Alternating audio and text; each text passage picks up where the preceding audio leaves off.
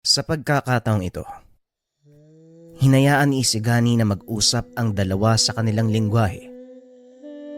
Samantala, kinausap naman ng binata si Mang Oscar na noon ay nasa isang sulok habang nakatitig sa dalawang nilalang. "Tay, para kayo nakakita ng multo ah." Wika ni Isigani.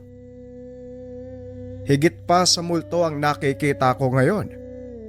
Tignan mo ang mga nilalang na nasa harapan natin. Sino bang hindi matutulala sa mga yan? At sigurado ka ba, tayo lang sa baryo ang nakakakita sa kanila? Tanong ni Mang Oscar. "Opo naman tay. Nababalot ng malakas na proteksyon ng lugar na to dahil nandito ang hari ng mga sentor." Tugon ni Isigani. Naging ganito na ang aking katawan pero ni minsan, hindi ko nagawang makipag-usap kahit sa duwende. Pero ikaw, tignan mo yung mga dinala mong nilalang dito. Ang lalaki. Wika ni Mang Oscar. Hindi ko naman po alam na ganito yung kakalabasan ng paghingi ko ng tulong sa sarangay. Tugon ni Isigani. Pero bueno, mabuti na din yan para masigurado natin ang kaligtasan, hindi lang sa ating baryo, kundi pati na din sa mga bayang nasa paligid natin. Wika ni Mang Oscar. Yan nga din po ang iniisip ko tay. Huwag po kayo mag-alala. Matutupad po ang lahat ng yan. Pag-uusap ng dalawa. Matapos naman mag-usap ng mga sentor at sarangay, kagad nagkalat ang mga ito sa paligid.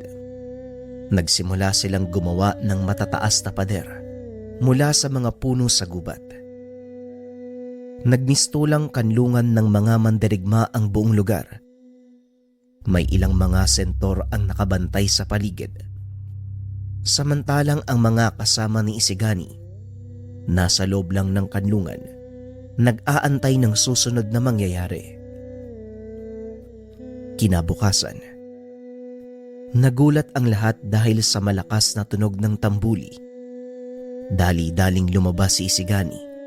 Nakita ang mga sentor na naghahanda. Sa hindi kalayuan, nakita ni Isigani ang malaking puwersang paparating. Nandito na sila. Mukhang masyadong napaaga ang pagdating nila. Hindi sila pwedeng makalapit sa mga matataong lugar. Wika ni Isigani. Huwag kang mag-alala. Papunta na sa kanilang kinaroroonan ang mga kubot. Sila na ang bahalang pahintuin ng mga kalaban. Tugon ng sarangay. Ilang sandali nga ay nakita ng mga ito ang napakaraming kubot. Papasugod ang lahat sa kinaroroonan ng mga kalaban. Mula naman sa kanilang kinakatayuan, dinig ang malakas na hiyawan ng mga kalabang ginagawang meryenda ng mga kubot. Nakikita ng lahat ang panalo ng mga sandaling iyon, kaya hindi rin maiwasan ang pagsasaya ng maaga. Huwag muna kayo magdiwang dahil hindi pa nagsisimula ang totoong laban. Atake pa lang natin ang nakakarating sa kanila. Hindi pa natin alam kung ano ang kaya nilang gawin. Wika ni Isigani. Kagad tumahimik ang lahat.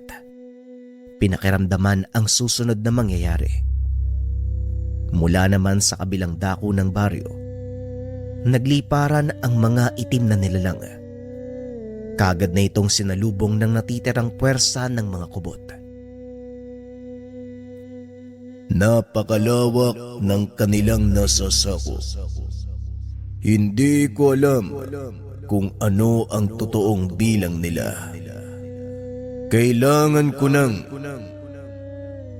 Hindi na naituloy ng sarangay ang sasabihin dahil biglang dumating ang isa sa mga sumalakay na kubot.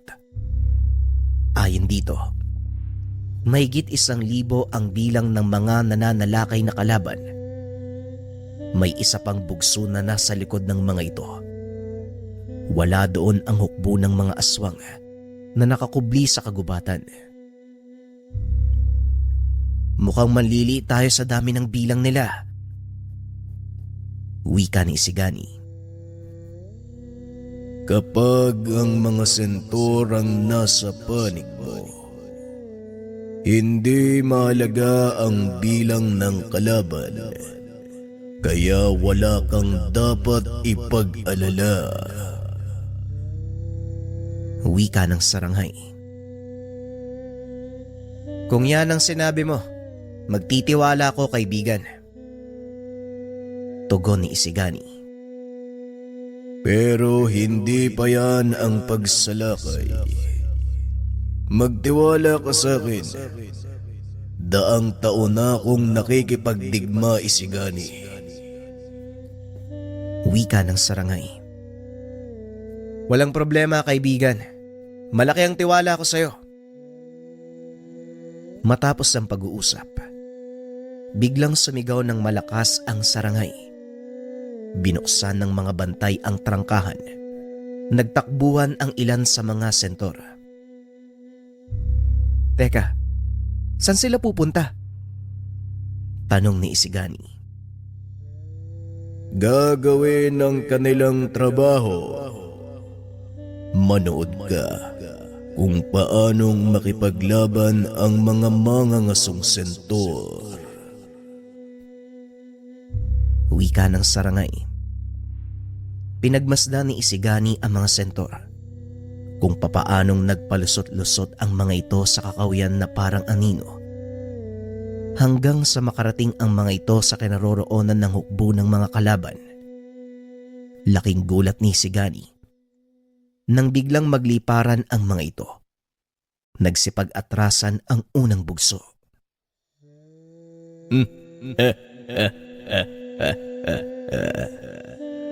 Nakita mo na ang sinasabi ko. Ngayon mapipilitan silang umatras dahil hindi nila alam kung ano ang tumama sa kanila. Wika ng Saranghay. Ilang sandali pa nakita nga ni Isigani ang unti-unting pagkawala ng puwersa ng kalaban. Muli ding bumalik sa baryo ang ilang sentor na sumugod. Napag-alamang mga itim na engkanto ang pumanig sa mga aswang. Kailangan malaman to ni tatay. Maiwan muna kita, kaibigan. Wika ni Isigani.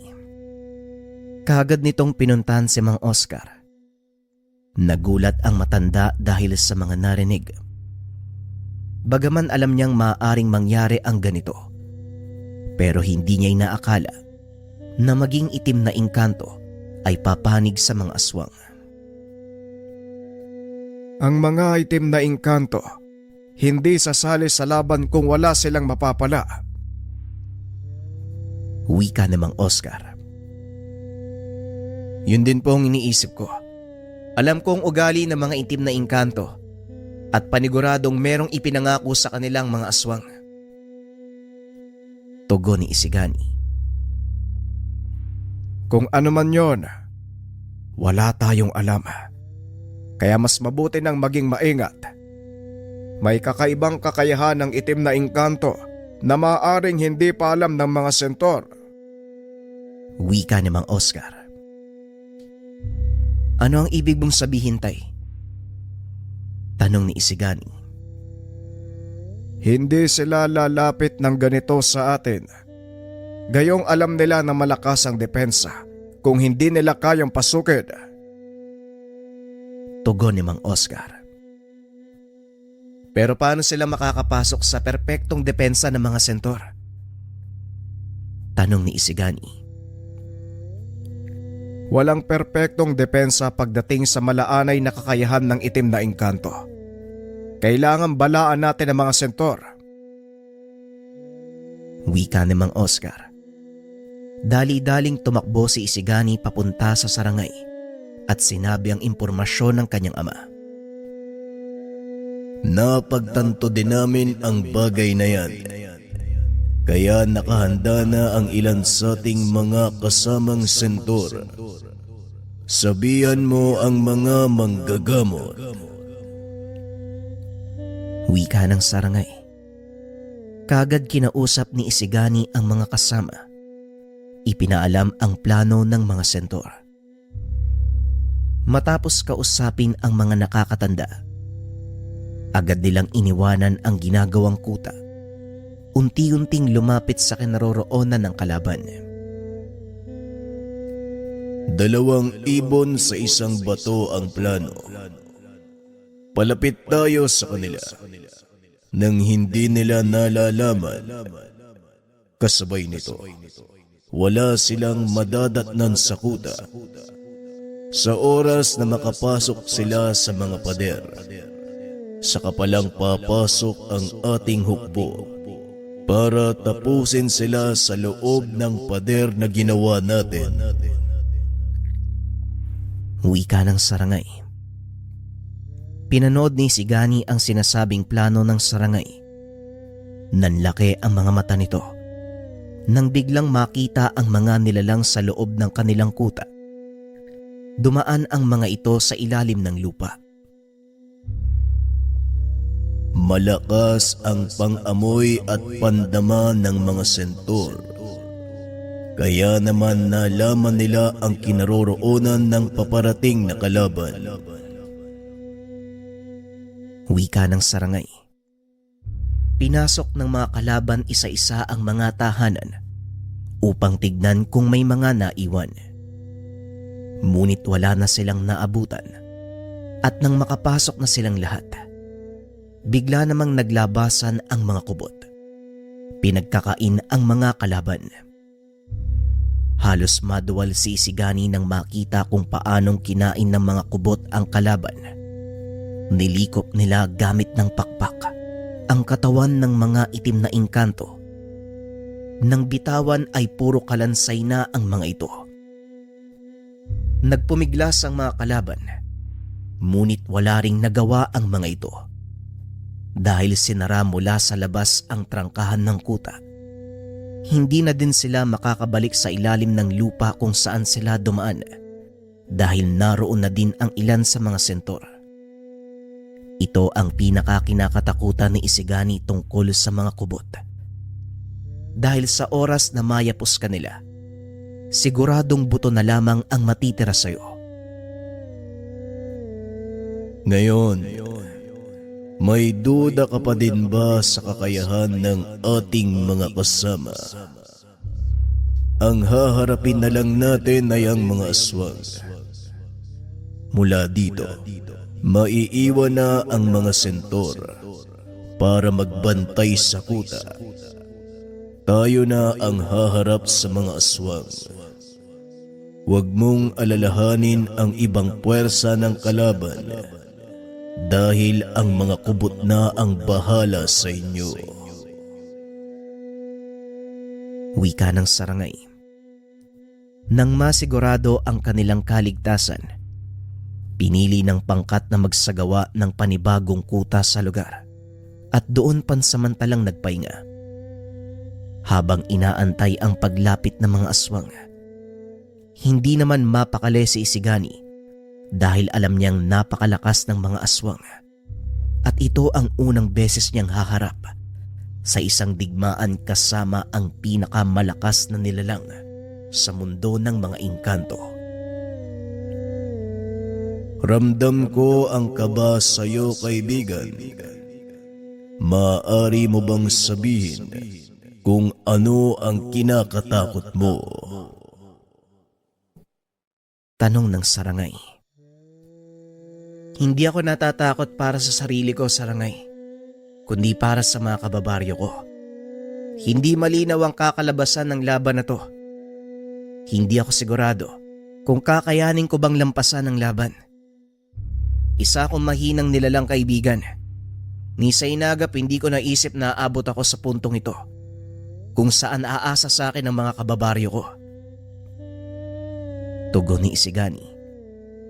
Nakaupo lang ang dalawa habang pinagmamasdan ang mga sentor na pabalis. Tapos na ang kanilang tungkulin sa lugar. Kung minsan, ang takot ay bunga lang ng ating isipan. Kung wagas ang adhikain mong makatulong, iwaksi mo ang takot dahil isa ito sa mga maaaring humadlang sa iyong pag-usad. Hindi lang sa labang ito isigani, kundi sa pang-araw-araw na buhay. May kabutiang maidudulot ang takot, ngunit mas madalas, negatibo ang dala nito sa lahat.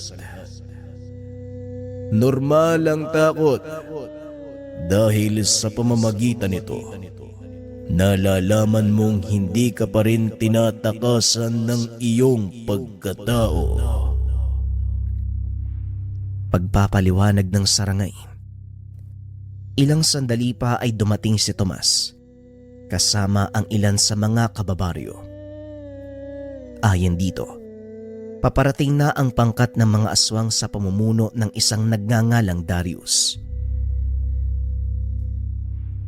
Kilala ko ang taong yun, Isigani. Minsan na siyang nakaharap ni tatay. At kung hindi lang nakatakas si tatay, malamang wala na siya ngayon eh. Malakas ang nilalang na yan, kaya mag-iingat ka, Isigani. Wika ni Tomas. Ayon pa sa ilang kasamahan, marami na ring napinsala ang pangkat ni Darius. Hindi lang pagkain ang habol nila sa isang lugar, kundi ang mga bertud at kakayahan na pwede nilang makuha.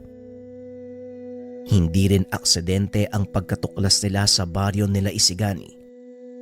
Sinadya nilang tunguin ang lugar upang lipunin ang mga nakatirang bertudes at kunin ang mga kakayahan. Ang isang malakas na aswang, paniguradong may malakas na kasangga. Dahil hindi sila maglalakas ng loob na sumalakay sa isang baryong puno ng albularyo kung wala silang sinasandalan. Wika ng sarangay. Wala na tayong magagawa. Nandito na tayo eh. At isa pa, kung hindi natin sila haharapin, marami ang mapapahamak. Tugon ni Isigani. Kailangang mailayo sila sa lugar na ito, Isigani. Hanggat maaari, huwag nilang makakasalamuha ang ilan sa mga kababaryo mo. Dahil sa bawat bertud na makukuha ng mga aswang, paniguradong lakas ang madadagdag sa kanila. Muling wika ng sarangay. Pero anong pwede nating gawing kaibigan? Wala akong alam sa lugar na maaaring pagdalan sa mga kalaban. At isa pa, huli na ang lahat para iligaw sila. Tugon ni Isigani. Hayaan mo silang makalapit dahil may plano ako at sana lang ay gumana ito. Wika ng sarangay. Ilang sandali pa nakita na nila ang napakaraming kalaban. Sa kalagitnaan ng mga ito, isang lalaking may mahabang buhok. Kinumpirma ni Tomas na ang lalaking iyon walang iba kung hindi si Darius. Nagtipon-tipon ang ilan pang kasamahan, kasama si Tatang Jonas at ang kanyang ama na si Mang Oscar. Mukhang ito na ang magiging una't huling laban natin, Isigani. Gayunpaman kahit ano mangyari, gusto kong sabihin sa iyo na masaya akong nakasama ka sa laban. Wika ni Tatang Jonas. Ganon din ako, Manong. Ikinagagalak ko makasama ang isa sa mga taong nagturo sa akin ng lahat. Tugon ni Isigani. Kaagad naglakad ang sarangay papunta sa unahan ng binata at nagsalita. Hindi ito ang oras para magpaalam. Maganda kayo dahil papalapit na ang mga kalaban. Wika ng sarangay. Mula sa kinakatayuan nila, rinig na ang angil at alulong ng mga kalaban. Nagsipagbunot din ng itak ang mga kasamahan ni Isigani habang inaantay ang pagdating ng unang bugso ng kalaban. Nagliparan sila sa himpapawid. Kaagad naman itong sinalubong ng grupo nila Tatang Jonas. Isigani, gawin niyo ang susunod na plano. Kami na ang bahala dito. Wika ni Tatang Jonas. Kaagad nang inaya ng sarangay si Isigani papunta sa kabundukan na ipinagtaka naman ng binata. Bakit tayo pupunta sa kabundukan mo? Tanong ni Isigani habang nasa kalagitnaan ng pagtakbo. Mas madaling makipaglaban sa teritoryo ko, Isigani. Naranasan niyo ang makipaglaban sa akin sa lugar na yon. Kaya dapat alam mo kung gaano kalaki ang magiging lamang kapag nagawang madala ang mga aswang sa lugar. Tugon ng sarangay. Naisip ni Isigani ang mga mangyayari nung sinugod nila ang sarangay upang kunin ang sungay. Kaya naging madali ang karanasan nila sa lugar. Magandang ideya nga yan, kaibigan. Pero paano natin sila papasunurin dito? Tanong ni Isigani. Sigurado kung susunod sila sa atin dahil sa tangan mong sungay. Tugon ng sarangay. Napalingon si Isigani sa mga naiwang kasamahan na noon ay nakikipagsagupaan na sa unang bugso ng mga kalaban. Napansin ni Isigani na naghati ang pangkat ng mga ito. Ang ikalawang pangkat, patungo na sa kanilang kinaroroonan. Mukhang gagana ang plano mo, kaibigan. Paparating na sa kinaroroonan natin ang ikalawang pangkat. Wika ni Isigani. Kaagad nilingon ng sarangay ang kinaroroonan ng mga kalaban. Napansin ang malaking pangkat na papasugod sa kanilang lokasyon. Magmadali ka. Kailangan nating makarating ng mabilis sa aking teritoryo. Tugon ng sarangay. Hindi na kalayuan ang teritoryo nito. Kaya lalo pa nilang binilisan ang paglalakad. Ngunit sa kasamaang palad, nagawa silang abutan ng ilan sa mga tauhan ng kalaban.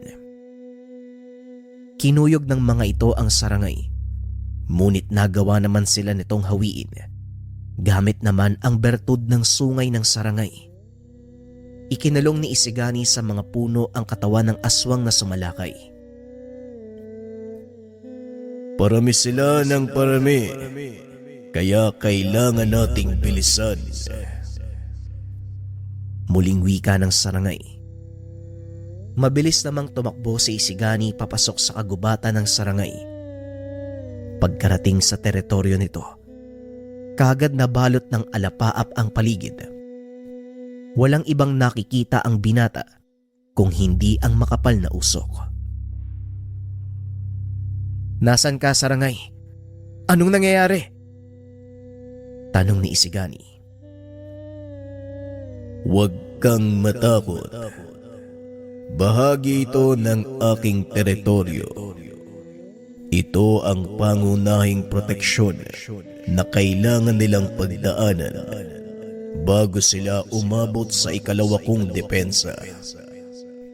Hindi man natin sila magagawang ubusin, pero alam kong mababawasan natin ang bilang nila sa tuwing dadaan sila sa 6 na pagsubok naming mga sarangay.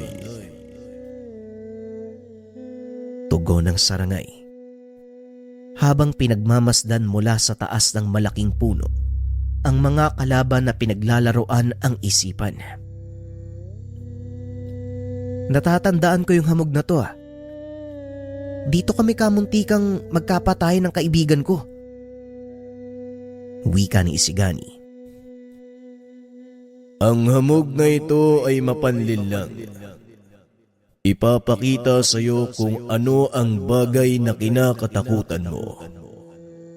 Isang nakakamatay na ilusyon na tanging sila lang din ang may hawak ng susi upang makawala sa ilusyon na yan. Pag-uusap ng dalawa habang pinapanood ang mga aswang na nagpapatayan.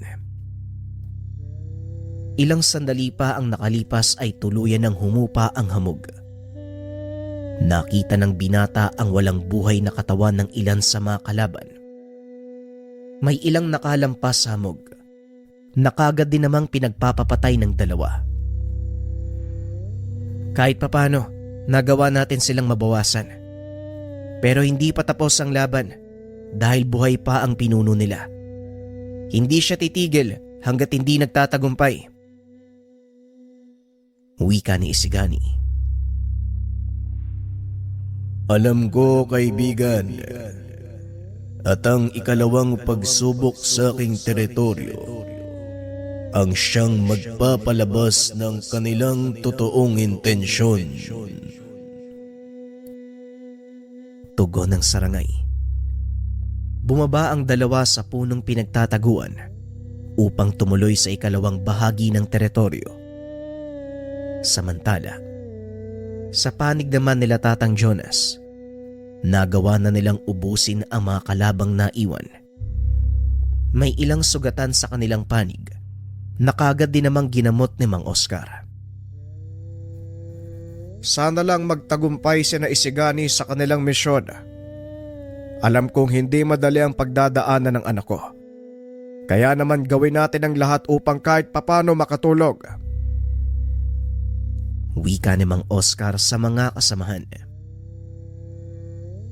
Tama ka, Manong Oscar.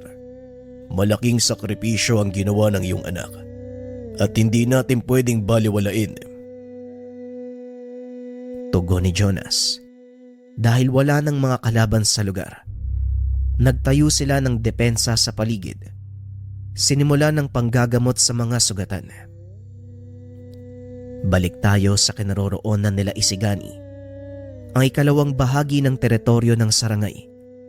Isang uri ng lugar kung saan mapipilitan kang ipakita ang totoong nilalaman ng iyong puso. Muling naalala ni Isigani ang naging reaksyon ng kaibigan nang makita nito ang mga aswang na pinagdadaanan ang parehong pagsubok ng katatagan. Kagaya ng naunang pagsubok, nagpatayan din ang mga kalaban dahil sa pansarili nilang mga interes. Sa ikalawang pagsubok, ipinakita sa mga ito ang kanilang kahinaan at yon ay ang bertud ng sarangay.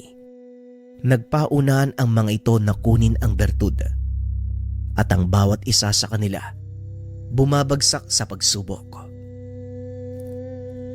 Ang kahinaan ng tao ay ang pagiging makasarili, lalo na kung kapangyarihan ang pinag-uusapan. Ito ang isa sa pinakamapanganib na ugali ng mga mortal dahil handa silang makipagpatayan, makamit lamang ang kanilang ambisyon. Ang ipinagtataka ko lang, nang mga sandaling kayo ang humarap sa pagsubok, ni hindi ka man lang natinag. Wika ng sarangay. Ang dahilan ko sa pagpunta dito hindi para sa kapangyarihan, kundi karagdagang kaalaman. Bagaman nabigo si Luna kahit papano, nagawa nitong maunawaan ang konsepto ng pagsubok sa lugar na to. Muling pag-uusap ng dalawa. Nagpatuloy ang ginawa nilang panlilinlang sa kalaban hanggang sa tuluyang kumonte ang kanilang bilang. Nang mga oras na yon, tanging 4 na matataas na uri ng aswang ang naiwan. Kaya nagpa siya si Isiganing harapin ang mga ito. Pasensya na, pero hindi kita papayagang lumaban mag-isa. Hindi biro ang taglay na lakas ng mga yan dahil na din sa kanilang tangang gamit. Wika ng sarangay. Tama ka, kaibigan. Ito ang pangunahin nilang dahilan ng pagsalakay. Ang makuha ang bertud ng mga kasama ko sa baryo. Tugon ni Isigani. Ilang sandali pa ang nakalipas ay hindi na nila nakita ang mga kalaban. Nasorpresa si Isigani dahil hindi nito akalaing malalampasan ng 4 na nakakataas na aswang ang pagsubok. Habang nag-uusap, nagulat si Isigani nang biglang lumitaw ang mga nilalang. Mabilis na kumilos ang binata, hinarap ang mga ito. Nang mga sandaling iyon, hindi pa rin ginagamit ng binata ang bertud. Tanging pisikal na lakas ang ginamit niya sa pakikipaglaban. Hindi may tatanggi na sa loob ng mahabang panahon, nalinang ng husto ang pisikal na kakayahan ng binata, lalo na ang bilis nito. Idagdag pa ang natural na proteksyong dala ng bertud na hawak. Ibang-iba ang naging dulot nito sa kanya kung ikukumpara kay Luna. Naging mas malakas ang kapit na bertud. Nakipagtulungan ito sa kanya, bagay na labis namang ikinatuwa ng sarangay dahil napatunayan nito na hindi pang sariling interes ang dahilan ni Isigani. Ginamit nito ang kapangyarihan ng sungay upang unti-unting itayo ang kanilang nalulugmok na baryo. Napangiti ang sarangay habang pinagmamasdan ang binatang makipaglaban. At sa kalagitnaan ng bakbakan, dumating ang pinuno ng mga aswang. Bigla nitong sinugod si Isigani, dahilan para tumalsik ng malayo ang binata, at medyo natagalan ito bago makatayo. Dali-daling tumakbo ang sarangay upang protektahan ito. Nang makita ni Darius ang nilalang, tumawa ito ng malakas na parang nangungutya. Tignan mo nga naman. Hindi ko na pala kailangang hanapin ang napakailap na sarangay. Ang buong akala ko, mataas na uri ka ng engkanto. Bakit ka nakipagkasundo at nagpasailalim sa utos ng isang mortal? Tanong ni Darius. Hindi ako nagpasailalim sa utos ng isang mortal. Ipinakita ng binatang ito na karapat dapat siyang maging kaibigan ng isang kagaya ko at handa kong protektahan siya kahit buhay ko pa ang kapalit. Tugon ng sarangay. Sa makatuwid, naging gabay ka ng walang kwentang manggagamot na to. Kaya naman pala malakas ang loob ng mga taga-baryo na harapin kami. Pero hindi naman siguro lingid sa kalaman mo ang aking kakayahan sa sarangay. Muling wika ni Darius. Nang mga sandaling iyon, nagpakita ang isang figura ng nilalang. Nakatayo ito sa likod ng kalaban. Laking gulat ni Isigani dahil nang magkamalay ito, nasipat niya ang malaking anino. Unti-unti itong nagkaroon ng hubog. Teka, demonyo. Demonyo ang gabay ng aswang na yan. Tanong ni Isigani. Oo, Isigani. Isang makapangyarihang demonyo ang gabay ng aswang na ito. Kaya naman gano'n na lang ang ipinakita niyang lakas ng loob sa pagharap sa akin. Tugon ng sarangay. Unti-unting tumayo ang binata upang harapin si Darius. Naglabas ng sandata ang nilalang nakasama nito. Isang malaking sibat na may 2 talim. Alam kong nagugulat ka sa mga nangyayari, binata. Hindi lang ikaw ang nagtataglay ng kakaibang lakas. Kaya kung ako sa'yo, huwag mo nang pahirapan pa ang sarili mo. Wala ka nang magagawa, kaya isuko mo sa akin ang hawak mong bertud. Pag ako, bibigyan kita ng pagkakataong maglingkod sa ilalim ng pamumuno ko. Wika ni Darius. Nagpapatawa ka ba? Bakit naman ako makikipagkasundo sa isang kagaya mo? Pasensya na, pero hindi ko hahayaang mapasailalim ng iyong kapangyarihan at lalong hindi ko hahayaan na mapunta sa kamay mo ang bertud. Tugon ni Isigani. Nang mga sandaling iyon, inilabas ng Sarangay ang kanyang sandata. Isang malaking palakol na may 2 talim. Gawa sa ginto ang sandata at may mga nakaukit na salita. Nagbabaga ang mga ito na tila ba kakalabas pa lang sa pugon. Bago natin tapusin ang labang to, maaari ko bang malaman ang dahilan kung bakit ka nagpasailalim sa kapangyarihan ng demonyo? Ang alam ko, kayong matataas na uri ng aswang, may katumbas na kapangyarihan ng mga pinanubol. Kaya nagtataka ako kung para saan ang pakikipagkasundo nyo sa nilalang. Tanong ni Isigani. Simple lang ang dahilan. Kapangyarihan. Nais kong maging malakas. Nang sa ganon magawa kong pasunurin ang mga kalahi ko at pamunuan ang aking angkan. Ang mga kasama ko, tila gutom na lobo pagdating sa usaping pamumuno. Pinag-aagawan nila ang pwestong ito at ang ilan sa kanila, nag-aantay na lang na humina ako ng tuluyan para maagaw nila ang aking kapangyarihan. Pagpapaliwanag ni Darius, alam ni Isigani ang likas na ugali ng mga aswang. Walang pinagkaiba ang mga ito sa lobo. Nauunawaan ko ang sinasabi mo, ngunit ang hindi ko maintindihan kung bakit sa demonyo ka humingi ng tulong. Tanong ni Isigani. Sila ang pinakamabilis lapitan. Ilang beses na akong humingi ng kapangyarihan mula sa mga elemento, pero hindi nila ako dininig. Tugon ni Darius.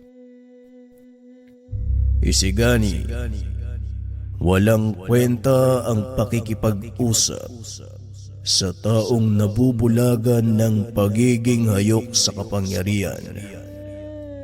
Kung tungkol naman sa mga gabay, maraming uri ng nilalang ang maaaring maging gabay ng isang tao. Ngunit iilan lang ang nagkakamit ng matataas na uri ng elemento.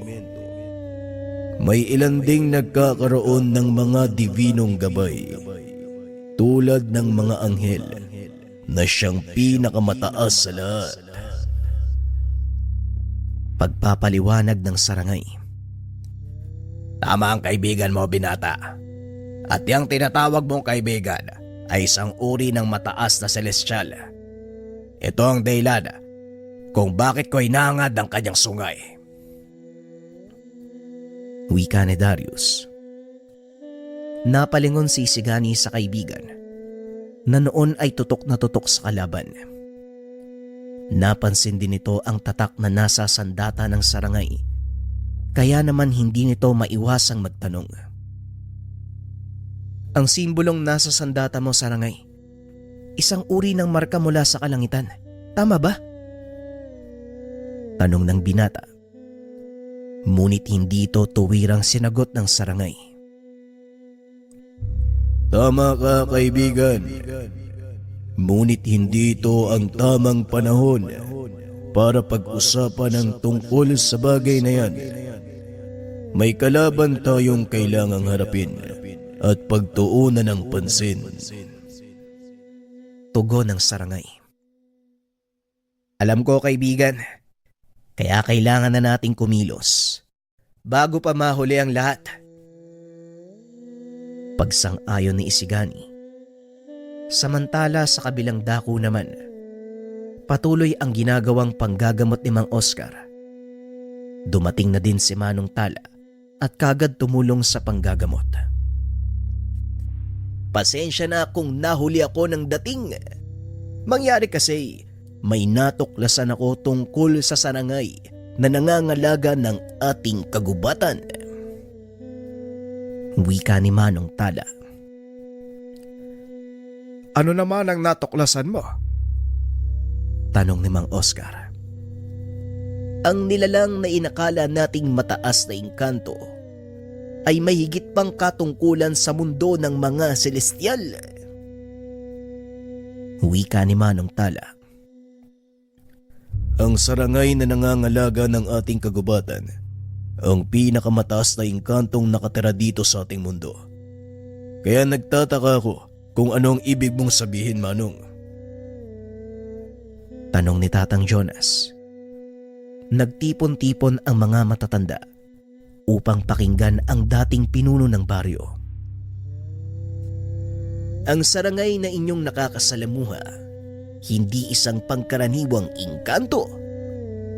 Oo, mataas na uri ng nilalang ang isang ito. Ngunit hindi lang doon nagtatapos ang lahat.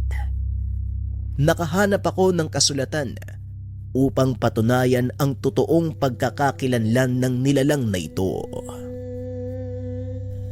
Wika ni Manong Tala, sabay lapag ng isang lumang tabletang gawa sa bato. Nakasaad sa tabletang iyon ang ilang larawang inukit tungkol sa nilalang mula sa kalangitan. May malapad na 4 na pakpak, 3 ulo at nakasuot ng gintong baluti. Inilarawan din sa tableta ang kakayahan at antas ng kapangyarihan nito. Bagay na labis namang ikinagulat ng lahat ng mga nakakatanda. Mabaging langit.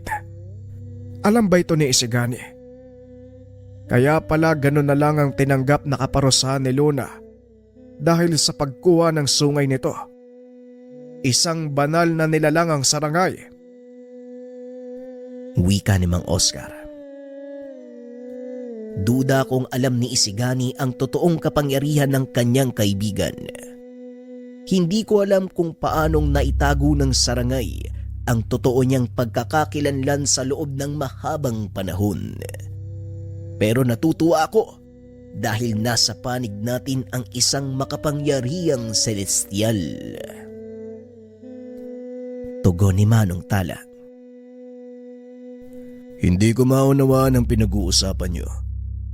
Nakasaad sa tableta ang mga impormasyon, pero hindi ko lubos maisip kung anong gusto niyong iparating, Manong Tala. Tanong ni Tatang Jonas. At para lubusang maunawaan ng mga kasama ang tungkol sa sinasabi, pinaliwanag ni Manong Tala ang lahat. Ayon dito, nung unang panahon, kakaunti pa lang ang tao sa mundo. Nagpadala ang Diyos ng mga matataas na uri ng anghel upang mabantayan ang mundo laban sa banta ng mga rebeldeng anghel. Naging perpekto ang plano ng Diyos. Wala sa mga demonyo ang nagkaroon ng pagkakataon manipulahin ang utak ng mga tao dahil na din sa gabay ng mga sinugong anghel. Ngunit kalaunan, natukso ang mga anghel sa babaeng anak ng tao. Nagkaroon ng isang kaganapang nagpabago sa mundo. Isinilang ang mga higante at mga hindi pangkaraniwang nilalang. Nang dahil sa kaganapan, hindi na pinahintulutan ng may likha ang 200 anghel na bumalik sa kalangitan. Ginawa nilang tahanan ang mundong ibabaw. Ang ilan sa kanila ay nanatiling espiritong walang katawan. Samantalang ang karamihan, gumawa ng sariling wangis. Ang ilan ay nag-anyong tao. Ang ilan ay nag-anyong hayop. May ilang ding kombinasyon ng dalawa, kagaya ng tikbalang, balaw at kung ano-ano pa. Ngunit ang ilan sa matataas na celestial, ginamit ang anyo ng malaking nilalang na kilala sa katawagang sarangay. Tama ang narinig nyo. Ang sarangay na nakilala natin at nakakatuwang sa laban, isang uri ng mataas na anghel na kung tawagin ay cherubim. Wika ni Manong Tala. Nanlaki ang mga mata nila Manong Oscar sa narinig. Hindi nalingid sa mga ito ang tungkol sa mga anghel na naninirahan sa lupa. Kaso nga lang, hindi nila lubusang akalain may isang kagaya nila ang naninirahan sa kabundukang sakop ng kanilang baryo. Sigurado ka ba sa mga sinabi mo, Manong Tala? Baka mamaya, isa na naman yan sa mga kalokohan mo. Tanong ni Mang Oscar. Hindi ito ang panahon para magbiro, Oscar. At sa tingin mo, magsisinungaling ba ang sinaunang kasulatan ng ating mga ninuno? Tugon ni Manong Tala. Kung ganun, malaki ang pagkakataong manalo tayo sa labang ito. Wika ni Tatang Jonas. Hindi pa rin ako nakakasiguro, Jonas. Maaring hindi makisali sa gulong ito ang sarangay dahil mapayapa ang nilalang na ito. Hanggat walang gumagambala sa kanila, hindi sila nakikisalamuha sa mga tao. Wika ni Manong Tala. Sa pagkakataong ito, nakisali lang ang sarangay dahil alam niyang nasa panganib ang kabundukan kung saan siya nakatira. Wika ni Mang Oscar. Ngunit habang nag-uusap ang mga ito, biglang naglabasan mula sa kagubatan ang mga kalaban. Halos mapatalon si Manong Tala dahil hindi nito lubos maisip na buhay pa ang mga ito. Teka, saan nanggaling ang mga aswang na ito? Bakit sila nandito? Tanong ni Manong Tala. Bagaman isa sa kilalang bertudes ng kanilang bayan, malaki ang takot nito sa mga aswang. Yan ang napala mo dahil palagi kang huli sa kaganapan. Ang mga aswang na ito ang ilan sa mga kalabang sumasalakay. Sa kasamaang palad, hindi sila lubusang nagapi ng ating mga kasama. Kaya gawin mo ang nararapat para kahit papano makatulong ka. Tugon ni Mang Oscar. Kagad kumilos si Manong Tala para apulahin ang pagsalakay ng mga aswang. Nanlaki ang mga mata ni Mang Oscar. Ngayon niya lang uli nakitang makipaglaban ang matanda. Nagbato ito ng tigalpo. Isa-isang namilipit sa sakit ang mga aswang hanggang sa sumabog ang ulo ng mga ito dahil sa lakas ng ibinatong tigalpo.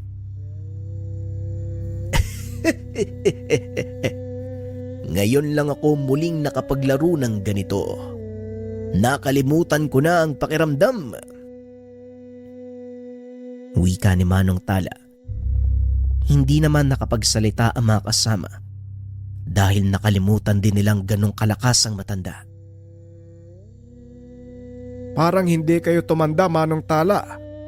Hindi ko akalaing may tinatago ka pang ibang lakas. Wika ni Mang Oscar. Pisikal na katawan lang ang tumatanda at hindi ang kaalamang nakatago sa aking isipan. Kung kaya niyong lumaban, bilisan niyo nang makatulong tayo kay Isigani. Wika nito. Dali-daling tumakbo ang matanda papunta sa kinaroroonan nila Isigani. Ngunit malayo pa lang ay hindi na nila magawang tumuloy dahil sa pananggalang na nakabalot sa paligid. Mukhang hanggang dito na lang tayo. Malakas ang pananggalang na nakabalot sa lugar. Hindi tayo maaaring makisali sa laban ni Isigani at Hindi na naituloy ng matanda ang sasabihin. Dinugtungan nito ni Manong Tala. Teka, si Darius ba ang taong yan? Wika ni Manong Tala. Oo, Manong. Walang iba. Si Darius ga. Walang ya. Buhay pa pala ang aswang na yan. Sa kasamaang palad, Manong, mukhang nakaligtas si Darius mula sa parusa niyo noon. Wika ni Darius. Pasalamat siya at hindi ako makapasok sa pananggalang na ginawa ng sarangay. Kung hindi, makakatikim na naman sa akin ang ambisyosong aswang na yan. Tugon ni Manong Tala. Hindi pa din nagbago ang kagustuhan ni Darius. Nagangad pa din ito ng malakas na kapangyarihan. Pag-uusap ng dalawa. Habang pinapanood ang salpukan nila Isigani at Darius, namangha ng gusto si Manong Tala sa ipinapakitang kakayahan ng kanyang mag-aral. Hindi nito lubos akalain na aabot sa puntong iyon si Isigani. Alam niyo bang 2 beses na mas malakas si Darius kung ikukumpara kay Isigani? Pagdating sa karanasan, malaki din ang lamang nito. Pero tignan mo ang anak mo, Oscar. Nakikipagsabayan na parang magkasing antas lang sila ng kalaban. Wika ni Manong Tala. Maging si Mang Oscar, hindi makapaniwalang ganun na kalayo ang narating ni Isigani. Ang kaisa-isang bertudes na hindi sumasali sa mga subukan. Ngayon ay nakikipagsabayan sa isang aswang na may antas ng gabunan. Magaling binata. Hindi ko akalaing may ganito kang lakas. Naaliw ako. Kaya pagpatuloy mo lang ang ginagawa mo. At siguraduhin hindi mo ako bibiguin. Wika ni Darius habang paulit-ulit na sinusuntok ni Isigani. Patuloy lang na sinasangga ng binata ang mga atake ng kalaban. Huwag kang mag-alala dahil hindi ka mababagot sa laban na to. Sisiguraduhin ko na hindi ka magkakaroon pa ng pagkakataong maramdaman yon. Tugon ni Isigani. Sabay talon pa itaas. Bumulusok ito pa ibaba habang nakaumang ang kamao sa kalaban. Isang malakas na bugso ng enerhiya ang pinakawala ng binata. Nang tamaan ito sa muka ang kalaban, halos bumaon sa lupa ang ulo ni Darius. Nagsipagtalo na naman ang mga kasamahan mula sa labas ng pananggalang na parang nanonood ng isang palaro. Muling bumangon si Darius. Mula naman sa ibaba ay sinugod ito ni Isigani. Isang malakas na sipa ang sinalubong nito sa binata. Tinamaan sa sikmura si Isigani. Pero dahil sa proteksyon ng sungay ng sarangay, hindi nito ininda ang sakit. Bagaman tumalsik ang binata, hindi naman ito nagtamo ng pinsala sa katawan. Bagay na labis na ikinagulat ni Darius dahil napakabilis gumaling ng mga sugat ni Isigani. Anong mahika ang ginawa mo? Napakabilis ng paggaling ng pinsala mo sa katawan. Pero teka, bakit nga ba ako nagtatanong? Alam ko namang hindi mo ko sasagutin. Walang problema dahil hindi ka na magtatagal pa. Wika ni Darius. Kagad tumayo si Isigani. Dumampot ng malaking kahoy at mabilis na tumakbo papunta kay Darius. Sabay hampas ng hawak sa likod nito. Sa sobrang lakas ng pagkakahampas, napulbos ang hawak nitong sanga. Lalo namang nanggalaiti sa galit si Darius dahil sa ginagawang panggugulpe sa kanya ng binata. Nang mapagtantong hindi kakayanin ng binata, humingi ito ng tulong sa gabay na demonyo na noon ay nakatayo lang, nag-aantay sa isang sulok. Pagkumpas ni Darius, itinaas ng nilalang ang hawak na sandata. Akmang ibabato na sana ang sandata nang bigla itong harangin ng sarangay gamit ang hawak nitong palakol. Hindi lang ikaw ang may kakayahang tumawag ng tulong, aswang. At hindi ako yung tipo na papabayaan ng kaibigan ko. Wika ng sarangay habang itinutulak palayo ang demonyong gabay ni Darius. Patuloy lang na nanonood si Manong Tala na tila may kung anong inaabangan. Mukhang masasaksiyan ko din ang paglantad ng isang celestial. Wika ni Manong Tala habang pinagmamasdang makipaglaban ang sarangay. Bagaman nasa labas ng pananggalang, ramdam nito ang pulso ng enerhiyang lumalabas sa tuwing magtatama ang sandata ng dalawang nagsasalpukang nilalang. Pausay. Sa loob ng maraming taon, nagkaroon din ako ng malakas na makakatunggali. Wika ni Darius. At hindi ako makapaniwala. Hanggang dyan lang ang kakayahan mo. Ang taas pa naman ng tingin ko sa'yo. Wika ni Isigani. Sabay hambalos ng kahoy sa kalaban. Hindi gumamit ng anumang sandata si Isigani, maliban lang sa mga bagay na napupulot niya sa paligid. Walang kalam-alam ang kalaban na purong pisikal na lakas pa lang ang ginagamit ng binata. Ako nga ang dapat magsabi niyan sa'yo. Hanggang dyan lang ba ang lakas na kaya mong ibigay? Kung sa bagay para sa akin, ayos na din ang ganyan. Hindi ako nababagot sa labang ito. Ngunit hindi din ako naaaliw. Wika ni Darius. Napangiti naman si Isigani sa sinabi ng katunggali dahil wala itong alam sa nangyayari. Pasensya na. Sana nagsabi ka kanina pa. Dahil pisikal na lakas lang ang ginagamit ko. Ni hindi ko pa nga nilalabas ang kapangyarihan ng sungay ng sarangay. Tugon ni Isigani. Nanlaki ang mga mata ni Darius. Saka pa lamang niya naramdamang hindi pa nga ginagamit ng binata ang kakayahang taglay ng sungay. Ngunit bago pa man ito tuluyang ilabas ang mga sungay, binalaan siya ng sarangay. Sa oras na gamitin mo ang sungay, unti-unti nitong kakainin ang enerhiya mo. Para kang kandilang unti-unting nauupos. Kaya bilisan mo ang kilos. Kailangan mo siyang matalo bago pa tuluyang maubos ang enerhiya mo. Wika ng sarangay. Ngunit sa kabila ng babala ng kaibigan, tinuloy pa din ni Isigani ang paggamit sa sungay. At nang hawakan ng binata ang bertud, biglang kumawala mula sa katawan nito ang napakalakas na bugso ng enerhiya, dahilan para mapaatras ng ilang hakbang si Darius. Eto na. Eto na ang taglay na lakas ng bertud ng sarangay.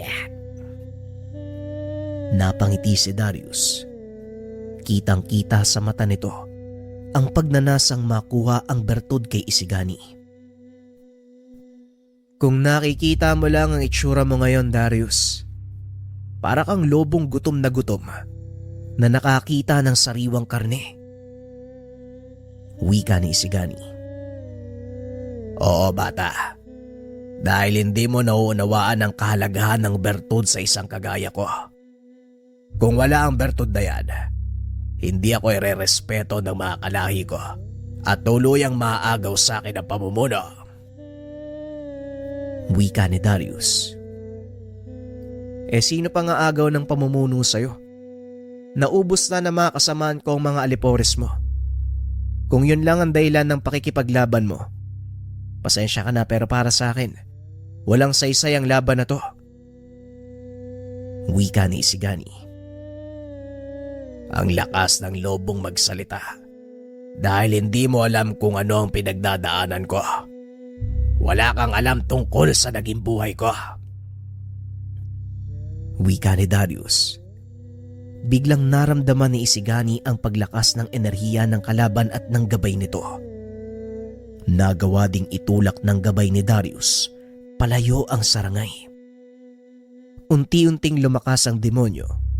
Nagbago ang anyo hanggang sa lumantad ang totoong itsura. Humaba ng husto ang sungay. Sa pagitan ng dalawang sungay, lumitaw ang kulay asul na bolang apoy. Ang kanang kamay ng demonyo, lumaki na tila may nakabalot na bato. Pagbasdan mo ang totoong anyo ng aking gabay. Nakalimutan kong sabihin, na isa sa 4 na prinsipe ng impyerno ang gabay ko. Nakatayo sa harap mo ngayon. Ang demonyong may kakayahang magbukas ng impyerno, si Amon. Wika ni Darius. Nanlaki ang mga mata ni Manong Tala nang makita ang malahiganting anyo ng demonyong gabay ni Darius. Si Amon ang demonyong yan. Isa sa 4 na prinsipe ng impyerno. Mukhang nasa panganib ang buhay ni Isigani. Wika ni Manong Tala. Huwag kang mag-alala, Oscar. Gaya ng sinabi ko sa iyo, mukhang may nakatagong sorpresa ang kaibigan nating Sarangay. Tugon ni Manong Tala. Nang makita ni Isigani ang totoong anyo ng gabay ni Darius, napatingin ito sa Sarangay. Mukhang hindi tayo mananalo sa ganitong antas, Isigani. Siguro oras na para pakawalan mo ko. Wika ng Sarangay. Ha? Paano ko gagawin yun? Hindi naman kita alipin ah. Tugon ni Isigani. Oo, hindi mo ko naging alipin. Ngunit alam kong naririnig mo sa isipan ng isang pangalan. Sa oras na handa ka na, sambitin mo ito upang tuluyan akong makalaya. Wika ng Sarangay. May pangalan na pumasok sa isipan ni Isigani. Napagtanto na totoo ang sinabi ng kaibigan. Bagaman walang kasiguraduhan sa mga mangyayari, nagpa siya ang binatang sundin ang sinabi ng Sarangay. Kung ito lang ang paraan para manalo tayo, sige, gagawin ko, kaibigan. Tugon ni Isigani sabay pikit ng mata. Huminga ng malalim. Mula sa kanyang puso, sinambit ang pangalan. Armayas! Matapos niya itong sambitin, biglang napangiti ang Sarangay. Naglabas ng malakas sa bugso ng enerhiya, dahilan para tumilapon ang mga nilalang. Maging ang pananggalang na nakabalot sa lugar ay biglang nakalas. Napatras din ng kaunti ang demonyong gabay ni Darius habang nanlalaki ang mga mata. Dahil hindi ito makapaniwala, isang cherubim ang nakakubli sa katawan ng isang mataas na uri ng engkanto. Pagtayo ni Manong Tala, hindi ito magkamayaw dahil sa nakikitang tanawin. Isang nilalang na may 4 na pakpak. May katawan ng tao. 3 ulo ng magkakaibang hayop ang tumambad sa kanya. Sinasabi ko na nga ba, isang cherubimang Sarangay. Hindi na ako nagtataka kung bakit napakalakas nito. Tuwang-tuwa si Manong Tala dahil hindi nito lubos akalain na masasaksiyan ang pambihirang kaganapan. Sinong mag-aakala? May ganyang nilalang ang nagtatago sa ating bayan. Isang himalang pangyayari nito. Ni sa inagap, hindi ko inaasaang mararanasan ko to. Wika ni Mang Oscar. Maswerte tayong lahat dahil nabuhay tayo para masaksiyan ang pagpapakita ng isang anghel ng Diyos. Tugon ni Tatang Jonas. Kanya-kanyang silip ang mga ito sa kinaroroonan ni Isigani at ng gabay nitong cherubim. Umangil ng malakas ang demonyong gabay ni Darius. Walang pagdadalawang isip na umatake. Naglabas ito ng kadena mula sa kanyang kamay. Pumalupot ito sa katawan ng cherubim. Sa palagay mo mananalo ang isang cherubim sa pinuno ng hukbo ng impyerno? Pasensya na bata, ngunit hanggang pangarap lang yan. Wika ni Darius. Pasensya na pero hindi yun ang nakikita ko. Pagmasdan mong mabuti ang susunod na mangyayari. Tugon ni Isigani. Dinampot ng cherubim ang sandata nito. Biglang nakarinig ng malakas na ugong sa paligid ng lahat. Halos mabingi sila. Maging ang kalaban ay halos mabingi sa lakas ng ugong. Kinuha ng cherubim ang pagkakataon upang sumalakay. Hinataw nito ng ilang ulit ang kalaban hanggang sa tuluyang bumagsak. Muling tumayo ang demonyo at sa pagkakataong iyon gumamit ito ng atake gamit ang kanyang sandata.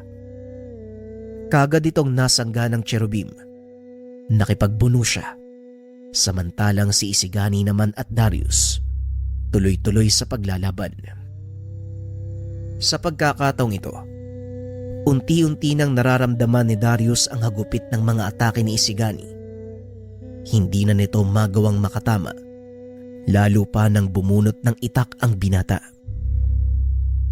Binigyan kita ng pagkakataon kanina, Darius, pero hindi ka nakinig. Ngayon kailangan ko nang tapusin ang labang to.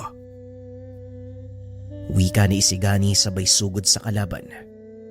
Ngunit kahit anong gawin ito, lubang malakas si Darius. Nagagawa nitong tamaan ng kalaban, ngunit maliit na pinsala lang ang kayang ibigay.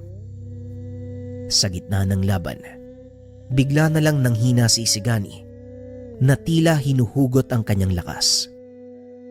Nakita naman ito ni Darius. Kinuha ang pagkakataon para patamaan ang binata. Tumilapon si Isigani, dahilan para mawala ang atensyon ng gabay nito sa laban. Kapwa sila tinamaan at bumagsak. Mukhang kabaliktaran na mangyayari. Tignan mo ang kalagayan mo ngayon, bata. Hindi ikaw ang taong tatalo sa isang kagaya ko. Wika ni Darius habang naglalakad papunta sa kinaroroonan ng gabay na cherubim. Gaya ng sinabi ko sa'yo, unti-unting kakainin ng sungay ang iyong enerhiya at hindi na ganun kalaki ang oras na natitira. Kaya gawin mo na ang nararapat. Wika ng cherubim. Para naman kay Isigani ng mga sandaling iyon, wala na siyang pinanghihinayangan. Nakita na ng binata ang magiging wakas ng labang iyon. Alam niyang kamatayan ang sasapitin sa oras na kalabanin nito ng harapan ang isang gabunang aswang. Alam kong mangyayari to. Kung kinakailangan nating magsakripisyo, gawin na nating kaibigan. Tugon ni Isigani. Matapos ay tumayo ito. Nag-usal ng dasal. Bigla namang nanumbalik ang lakas ng cherubim. Kaagad ding tumayo. Dumampot ng sandata at muling sumugod. Kinuha naman ni Isigani ang pagkakataon upang isagawa ang huli nilang plano.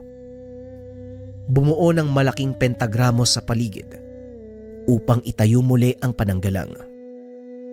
Nang mga sandaling iyon, nagawa ng pumasok nila Manong Tala sa lugar papunta sa kinaroroonan ni Isigani. Nang makita nila ito, mabilis na tumakbo si Manong Tala at tinulungan si Isigani sa ginagawa. Pasensya na kung nahuli kami. Hindi naming magawang pumasok dahil sa ginawang pananggalang ng gabay mo. Ngayon hayaan mo sana akong makatulong sa pagbuo ng ritual. Wika ni Manong Tala.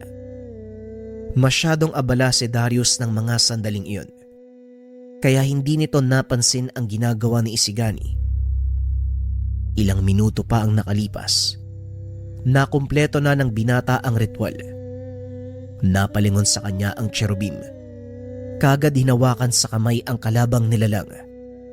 Inilipad ito papunta sa loob ng ginagawang pentagramo ng binata. Iginapos para manatili sa lugar habang siniselyo ni Isigani ang ritual. Unti-unting hinigop ng lupa ang nilalang. Paulit-ulit na umaangil. Ngunit kahit anong gawin ng demonyo, hindi ito makaalis sa pagkakagapos. Hanggang sa tuluyan na itong naglaho. Sobra-sobrang galit ang naramdaman ni Darius ng mga sandaling iyon. Mabilis itong sinugod si Isigani na noon ay halos ubos na din ang natitirang lakas. Pinagsusuntok ang binata hanggang sa makisali na ang gabay nitong cherubim. Tapos na ang laban mo, Darius. Tumigil ka na. Dahil kahit anong gawin mo, hindi ka mananalo. Wika ng cherubim. Hindi ko gagawin yon hanggat may natitirang hininga sa katawan ko. Tugon ni Darius. Wala na din ako magagawa dito. Ngunit maipapayo ko lang sa'yo. Itigil mo na ang lahat ng to. Muling wika ni Isigani. Sadyang matigas ang ulo ni Darius. Mas ginusto nitong mamatay kaysa magkaroon ng kahiyan dahil sa pagsuko. Hindi ako susuko sa isang kagaya mo. Isa ka lang mababang uri na manggagamot. Tugon ni Darius. Oo, isa akong mababang uri na manggagamot na may hawak ng buhay mo ngayon. Kaya isuko mo na ang lahat. Pagbibigyan kitang mabuhay. Muling wika ni Isigani. Mataas ang ere ni Darius. Pinili nitong magpakamatay kaysa sumuko at tanggapin ang awa ni Isigani. Gamit ang sariling kuko, tinusok niya ito sa kanyang liig hanggang sa bumulwak ang masaganang dugo mula sa sugat. Hindi naman ito nagawang pigilan ni Isigani. Tuluyang binawian ng buhay si Darius. Matapos ang labang yun, biglang bumagsak ang binata at ayon kay Manong Tala, dahil lang ito sa sobrang pagod. Hinayaan nilang magpahinga si Isigani habang isinasaayos ang lahat ng mga nasira sa nagdaang laban. Kinabukasan, laking gulat ng lahat nang makita si Isigani. Bigla itong tumanda. Kumulubot ang balat. Pumuti din ang buhok. Ito ang naging kapalit ng paggamit mo sa sungay ng sarangay. Pasensya na, Isigani, pero wala na akong magagawa sa kalagayan mong yan. Wika ni Manong Tala. Kagaya po ng sinabi ko, wala akong pagsisisihan dahil nagawa ko naman ang nararapat. Tugon ni Isigani. Nakatayo din sa tabi nito ang sarangay. Hindi ko na magagawa pang baliktarin ang nangyari sa iyo. Ngunit malaki ang pasasalamat ko dahil nagawa nating manalo. Masaya akong maging gabay mo, Isigani. Wika ng sarangay. Nawala ang kakayahan ni Isigani sa panggagamot. Ngunit dahil na din sa gabay nitong celestial, nagagawa pa ring protektahan ng binata ang kanilang baryo. Sadyang ang hindi natin inaasahan ng mga pangyayari sa ating kapaligiran. Maging ang mga gabay, kadalasang mga engkanto o hindi kaya kaluluwa. Ngunit ang pinakamataas at pinakasagradong uri ng gabay, ibinibigay lamang sa mga taong karapat-dapat. Ang mga ito ay mga anghel. Bihira lang ang mga taong nagkakaroon ng ganitong gabay. Sila ang mga taong napatunayan ang kabutihang loob, malinis na intensyon sa lahat ng mga ginagawa sa buhay. Sa paglipas ng panahon, patuloy na namuhay si Isigani sa ilalim ng pangalaga ng kanyang mga kaanak at kababaryo. Ganun na lang ang respeto ng mga ito sa kanya dahil sa ginawang kabayanihan noong mga panahong nasa kalagitnaan ng krisis ang kanilang baryo. Bagaman wala ng kakayahan sa pagpapagana ng mga dasal, marami pa rin ang nagpapaturo kay Isigani at rumispeto sa kanya. Sadyang ang hindi natin masasabi ang kapalaran ng isang tao. Kagaya na lang ng naging kwento ni Isigani at Luna. Nagsimula sa isang ambisyon na maging malakas. Kalaunan ay humantong sa malagim na kamatayan. Kaso nga lang, nagawa itong bawiin ni Isigani at ang taong tatahimik lang sa kanilang baryo ay hinirang bilang bayani. Sa kasalukuyan bagaman wala na si Sigani, patuloy pa ring inaalala ng mga kabaryo ang kabayanihang ginawa niya. Nakakalungkot lang dahil wala talagang nakakaalam kung ano ang nangyari. Ngunit may ilang nagsabi na isinama ito ng kanyang gabay papunta sa kabilang dimensyon. May mga usap-usapan din na namundok ito at hindi na muling nagpakita sa kapatagan. Sa kabila ng mga kuro-kuro, may ilang nagsasabi nakikita pa rin nila si Isigani naglalakad sa mga daan sa kagubatan. Ano man ang maging dahilan sa pagkawala nito, hindi naman mabubura ang kabutihang ginawa nito sa kanyang kapwa. Naway maitanim sa inyong isipan ang bawat aral sa kwentong ito. Ang pagtatanim ng kabutihan sa puso ng kapwa at pagiging mapagkumbaba. Naway nagustuhan ninyo ang kwento nang minsang pangarapin ni Luna ang lakas ng sungay at makuha nila ang bertud sa sungay ng sarangay. Maraming salamat sa pakikinig ng ating kwento mga kabayan. Sobrang solid ng storya na to. Pero nakakalungkot man na natapos, pero huwag kayong mag-alala dahil meron tayong paparating na series. Bago to mga kabayan, yung dulong parte ng kwento ng sarangay ay pumapatungkol na sa mga anghel at demonyo. Yun din ang paparating nating series. Ang tungkol sa 7 anghel, ang 7 Arkangeles. Update lang mga kabayan, Super 66 promo tayo mamayang 12 AM. Hanggang June 9 ang itatagal ng promo, ito ang drop ng price. Lana discounted ng 1,300 pesos. Habak de Bala discounted ng 800 pesos. Habak de Lana discounted ng 400 pesos.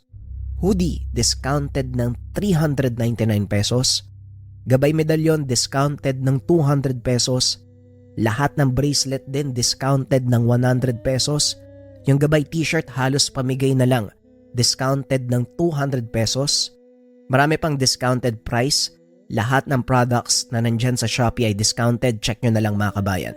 Maraming salamat, nariyan ang link sa comment section.